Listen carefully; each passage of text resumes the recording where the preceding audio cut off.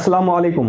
मैं हूं महबूब आलम। आप देख रहे हैं मेरा यूट्यूब और फेसबुक डिजिटल चैनल। दिन भर की खबरों पर क्रॉस टॉक के लिए आज हमारे साथ हैं एजाज मकबूल कुलाची, एडवोकेट हाई कोर्ट। सर, आपको वेलकम करते सर हैं। Thank you so much. कुलाची साहब, सबसे पहले जो हमारे पास खबर है वो पीटीआई के जो सदर हैं परवेज इलाही, उनकी गिरफ्तारी के मुतालिक है।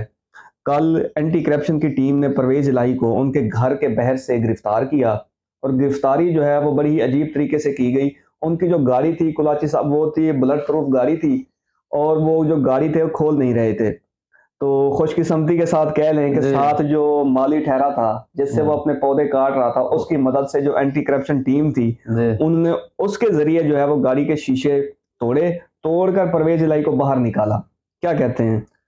सर, सबसे पहले मैं ये कहना चाहूँगा कि अदालतों का ना एहतराम कर रहे हैं ना कुछ। आप भी सिंपली तौर पे पेश हो जाओ। क्यों ऐसे अमल से आप गुजरना चाहते हैं? हर चीज़ें आप पेश हो जाएं, अदालतें आप स्टैंडर्ड कर दें। क्यों इस किस्म के वाक़े हों? आप कानून हाथ में ले लेते हैं, हर चीज़ें आपको 2-3 बार वो नोटिस भी भेजा है, आपको लेने के लिए भी आए हैं। इस चीज़ के उनके पास और कोई हल नहीं था, उन्होंने ये कुछ करना था मुलाजिम ऐसा। साहब, गुजारिश ये है कि परवेज इलाही का यही मौक़िफ़ था कि मेरे खिलाफ जितने भी मुकदमात बनाए गए वो जैली और फर्जी हैं। मुकदमे के अंदर परवेज इलाही को गिरफ्तार किया। उनका मौक़िफ़ है कि इनके दौर में जो सड़कों का जो ठेका है उसमें गैर कानूनी जो पंचेस वगैरह ली गई थी। आप क्या कहते हैं कि परवेज इलाही इस तरह की करप्शन के अंदर मुलव्वस हो सकते हैं? सर, ये तो होना है कोर्ट में साबित, ठीक है। जब इनकी हुकूमत रह गई है, ये भी मुकदमात वगैरह बनाते रहे हैं, मुकदमात इनके दौर में भी हुए हैं, इन्होंने भी करप्शन का उन पे इल्ज़ाम लगाया। अब उनकी हुकूमत है, इन पे भी हुए हैं सब चीज़ें। ये एक किस्म का मकाफ़ात अमल का है ना, वो इन पे हो रहा है सब चीज़ लागू।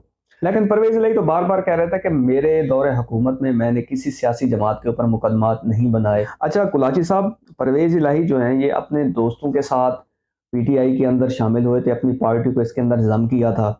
जब इमरान खान ने उनको वजीर आला बनाया और जब इमरान खान ने कहा कि आपने जो असम्बलियाँ हैं वो तोड़ देनी है, तो तीन जो बातें हैं परवेज इलाही ने इमरान खान से कही थी। एक ये कहा था कि असम्बली अगर हम तोड़ते हैं खैबर पख्तूनख्वा में और पंजाब में, जी। तो हमारी जितनी ये मजबूत पनाहगाहें हैं ये ख़त्म हो जाएंगी, हमारी गिरफ्तारियां होंगी।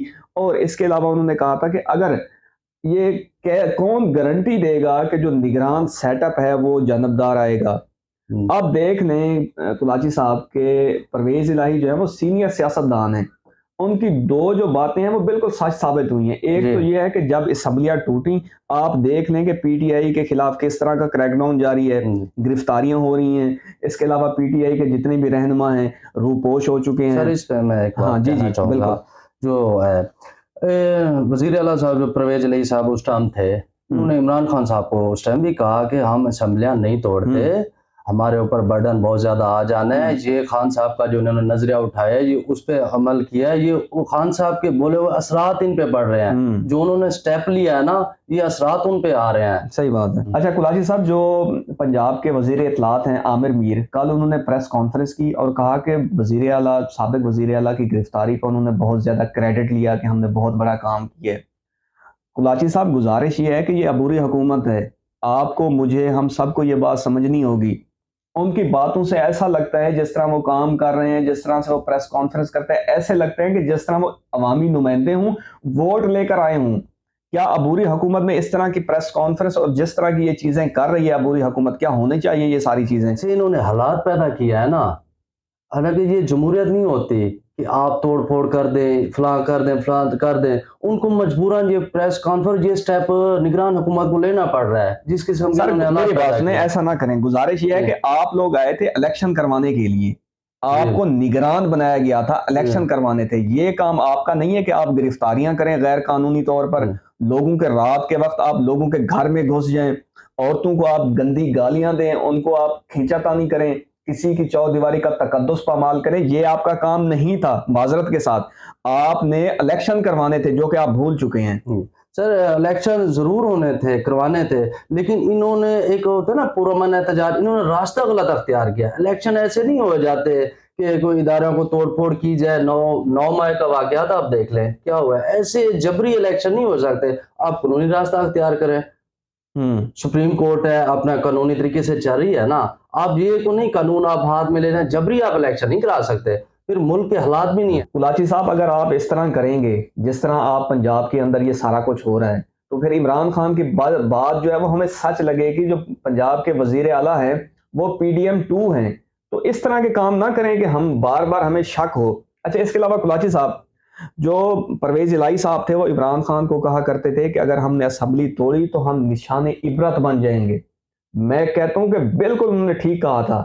آج واقعی PTI جو ہے وہ نشان عبرت بن چکی ہے اور عمران خان کو بار بار جو ہے کلاچی صاحب پرویز الہی کی یاد ضرور آتی ہوگی. سر آپ کی بات ٹھیک ہے, آپ ان کو تھا نا کہ ہم نے کچھ ایسا کیا ہوا ہے. سر ایسے نہ کرے نا, آپ کو ان کو پتا تھا ہم نے ایسے کیا, ہماری اسمبلی جانی ہے, وہ ایک سینئر سیاستدان ہے, ان کو پتا تھا کیا ہونا ہے کیا نہیں ہونا, کیونکہ جو کچھ کرتے تھے اسے ڈر ہوتا ہے کہ ہم نے ہٹنا ہے, ہمارے ساتھ یہ ہونا ہے. اچھا کلاچی صاحب یہ دیکھیں کہ پرویز الہی ہمیشہ فوج کے حامی رہے, ان کی موسٹلی جو سیاست ہے وہ فوج کے ساتھ رہی.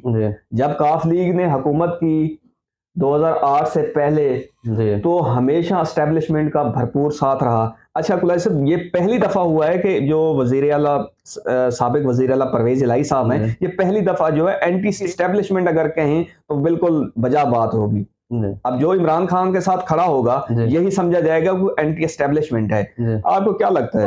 آپ کی بات میں آپ آنا چاہوں گا کہ آپ نے کہا ہے کہ آج تک پرویز الہی صاحب نہیں خلاف گئے, اینٹی اسٹیبلشمنٹ کا بھی نہیں گئے.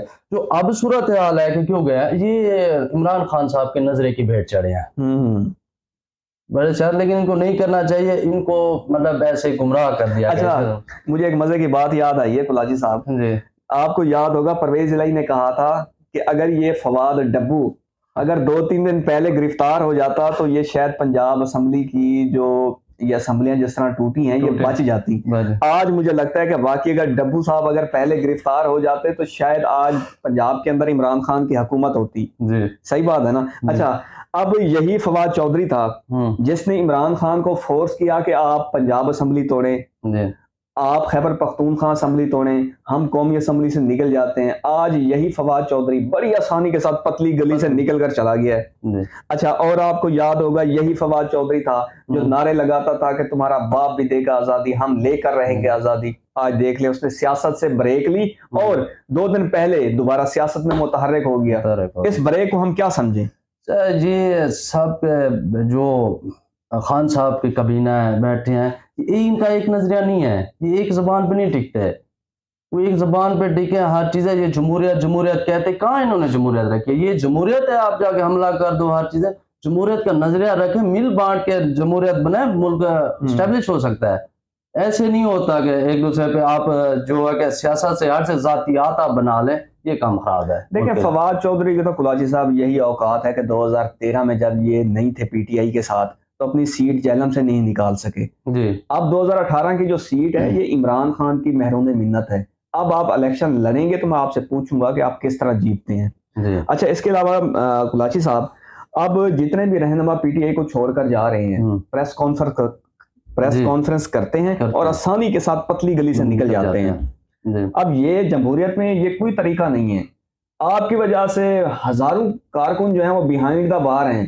آپ نے پریس کانفرنس کر کے بڑی آسانی کے ساتھ چلے گئے. ان کارکن کا کیا ہوگا جو بے گناہ اندر بند ہیں کلاچی صاحب؟ سر میں اس کا جواب دینا چاہوں گا. چند دن 2 دن ہو گئے ہیں, شاید چند دن ہو گیا, میں نے خان صاحب کی تقریر سنی BBC کو, انہوں نے ایک کانفرنس کیا اس طرح, وہ بتا رہے تھے کہ یہ میں نے نہیں, میرے کارکنان اور ورکر ہیں انہوں نے کیا ہے. بھئی آپ کے ساتھ ٹھہرے ہیں, آپ کی ذمہ داری ہے. کوئی ملازم آپ کے پاس ایک کام کر رہا ہے, اس نے کوئی نقصان کر دے, وہ بھی آپ ذمہ دار ہو ہر چیز کے.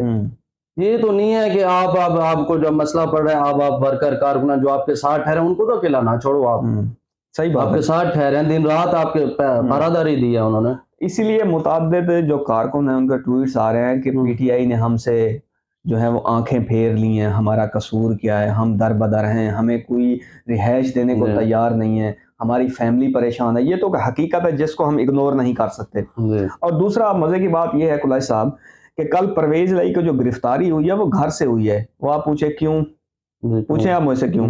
بتائیں. گھر کے بیٹی نے ہی لنکا ڈھائی ہے. گھر کے اندر سے کسی نے مخبری کی کہ پرویز الہی جو ہے 5:15 بجے جو ہیں وہ نکل رہے ہیں, آپ نے جا کے اس کو پکڑ لینا ہے. مطلب گھر کے اندر سے ہی مخبری ہوئی. اچھا اور دوسرا جیسے ہی کلاچی صاحب کل پرویز الہی سے میں ایک جواب دینا چاہوں، اگر یہ پکڑنے کے لیے گھر جائیں تو یہ شور کرتے ہیں، چار دیواری تقدس کا پامال ہوا، ہماری چادریں یہ ہوئے، باہر بھی پکڑے تو ان کے شور شرابے ہوتے ہیں، کیونکہ ان کا وقت آ گیا، انہوں نے جو کچھ کیا ہے اس کا انہوں نے صلہ اٹھانا ہے، ہر چیز ہے، یہ کہیں گھر سے پکڑیں شور ہے، باہر سے پکڑیں شور ہے۔ اچھا ویسے کریں کیا پھر؟ پرویز الہی کو گھر سے پکڑنا ناممکن تھا، وہ اس لیے کہ یہ جتنی بھی فیملیز ہیں، چودھری شجاعت ہو گئے، پرویز الہی، ان ساروں کے گھر مطلب ایک ہی اندر ایک ہی حویلی ہے، اس کے اندر ہی گھر ہے اور گیٹ ایک ہی ہے، اس لیے اندر جانا کبھی وہ وہاں بھاگ جاتے تھے، کبھی یہاں، کبھی پچھلے گیٹ سے بھاگ جاتے تھے، تو اس لیے گھر سے پکڑنا جو تھا بہت مشکل تھا۔ اچھا کلاچی صاحب، جو ہمارے پاس دوسری خبر ہے، جیسے ہی پرویز الہی کل گرفتار ہوتے ہیں تو ان کی گرفتاری کے فوراً بعد ہی پرویز خٹک اور اسد کیسر پریس کانفرنس میں بولے تو نہیں ہے، ساتھ بیٹھے رہے۔ اچھا پرویز خٹک نے کل پریس کانفرنس کی بڑی ہی اہم، انہوں نے کہا ہے کہ میں خیبر پختونخوا کے جتنے بھی عہدے ہیں، صدارت، میں یہ چھوڑنے کا اعلان کرتا ہوں، اور یہ انہوں نے مزید کہا کہ میں 9 مئی کی بھرپور مذمت کرتا ہوں، سیاسی ماحول جو ہے پاکستان کا اس وقت بہت زیادہ خراب ہو چکا ہے، میں اس سیاسی ماحول میں جو کہ بہت زیادہ خراب ہے میں نہیں چل سکتا، اور بغیر صحافیوں کے سوالوں کے جواب دیے اٹھ کر چلے گئے۔ کیا کہتے ہیں؟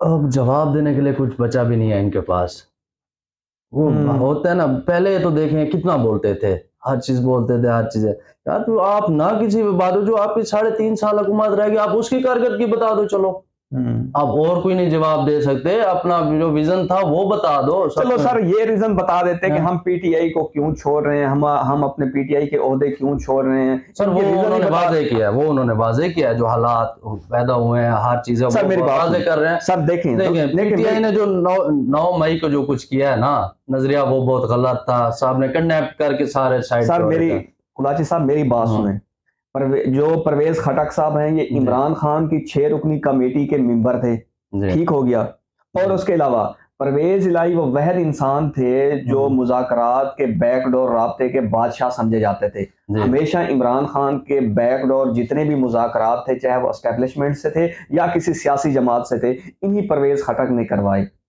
میں سوچ بھی نہیں سکتا تھا کہ پرویز خٹک اس طرح آئے گا، مختصر سی پریس کانفرنس کرے گا اور صدارت سے مستعفی ہو کے چلا جائے گا۔ اچھا اب یہ دیکھیں کلاچی صاحب، عمران خان نے 1.5 سال سے زیادہ اینٹی اسٹیبلشمنٹ بیانیہ بنایا، کیا اس وقت پرویز خٹک ساتھ نہیں تھے؟ کیا ان کو یہ نہیں پتا تھا کہ ہمارا جو لیڈر ہے، ہمارا جو کپتان ہے، اس کا جو موقف ہے وہ اینٹی اسٹیبلشمنٹ ہے؟ اس وقت یہ کہاں تھے؟ اب ان کی نیند اٹھی ہے، اب یہ بڑے پاک فوج کے حق میں آ کے بولتے ہیں، اس وقت ان کو نہیں پتا تھا کہ ان کا جو مین لیڈر ہے وہ اینٹی اسٹیبلشمنٹ کا اس کا بیانیہ ہے، تب چھوڑ کے کیوں نہیں گئے؟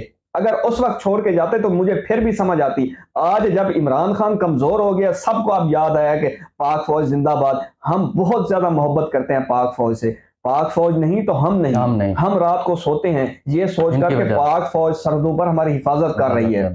میرا یہی بار بار آپ سے بھی یہی سوال ہے کہ یہ پرویز خٹک، اسد کیسر، یہ کہاں تھے جب عمران خان کا یہی بیانیہ تھا فوج کے خلاف؟ اب یہ آگے ہیں منہ اٹھا کے۔ خان صاحب خود بھی ڈوبے ہیں، ان کو بھی لے ڈوبے ہیں، ایک ہی کشتی میں سوار تھے نا، اب کشتی سارے بیٹھتے ہیں، چلانے والا ایک ہوتا ہے یا 2 ہوتے ہیں، جسے ہم چپو کہتے ہیں نا، جیسے وہ چلانے والا، یہ وہ چیز ہے۔ سر میری بات دیکھیں اب بیٹھا ہے، اب وہ گرتے ہیں، مرتے ہیں، اب کہاں ہیں، ان کو ایسے نکال لے کے آگے پھر کہہ کے سارے جب حالات خراب ہے۔ جب آپ کی کشتی کا جو مین بندہ تھا جو کشتی کو چلا رہا تھا، اگر وہ اپنی کشتی کو غلط سائڈ پہ لے کے جا رہا تھا تو آپ دیکھ رہے تھے، آپ اسے روک سکتے تھے۔ سر میں نہ روک لیا، روکا وہاں جا کے، نہ آگے جانے کے نہ پیچھے جانے کے، کام تھا ان کا ڈوبنے والا، یہ حالات رہ گئے۔ اچھا قلعہ صاحب، کل مہر بخاری جو کہ شاہ محمود قریشی کی بیٹی ہیں، کل انہوں نے جیل کے اندر اپنے والد سے ملاقات کی اور بہر آ کے انہوں نے بیان دیا کہ شاہ محمود قریشی کل بھی پی ٹی آئی کے ساتھ تھے اور آج بھی پی ٹی آئی کے ساتھ ہیں۔ اچھا کلاچی صاحب، آج کل لاہور کے اندر جو ہے وہ لوٹ سے لگی ہوئی ہے، پی ٹی آئی کے جو رہنما چھوڑ کر جا رہے ہیں، موسٹلی جنوبی پنجاب کے جو رہنما ہیں وہ پی پی میں شامل ہو رہے ہیں۔ اس کے علاوہ جہانگیر ترین بھی ایک نئی پارٹی بنا رہے ہیں، ان کی بھی کوشش ہے کہ پی ٹی آئی کے جتنے بھی اراکین چھوڑ کے جا رہے ہیں وہ اپنی پارٹی میں لے لیں۔ آخر یہ لوٹ سیل کب تک چلے گی؟ آخر سیاست کے اندر یہ ایک سلسلہ کب تک چلے گا؟ سیاسی جماعتوں کو توڑنے کا جو سلسلہ ہے وہ بند ہونا چاہیے۔ کبھی بھی سیاسی جماعت کو توڑنے سے جو سیاسی جماعت ہے وہ ختم نہیں ہوتی۔ پی پی کبھی ختم نہیں ہوئی، نون لیگ کبھی ختم نہیں ہوئی، ایم کیو ایم کبھی ختم نہیں ہوئی۔ اس لیے ہمیں یہ سوچنا ہوگا کہ سیاسی رہنماؤں کو توڑنے سے کبھی بھی پارٹی ختم نہیں ہوتی۔ اچھا قریشی صاحب، اس کے علاوہ وزیر داخلہ نے ایک ٹاک شو میں کہا کہ کوشش کریں گے کہ جون کے اندر جو ہے وہ عمران خان کو گرفتار کیا جائے، اور پی ٹی آئی کے جو رہنما تھے جو کہ ریڑھ کی ہڈی سمجھے جاتے تھے وہ سب چھوڑ چکے ہیں، وزیر داخلہ کا کہنا تھا۔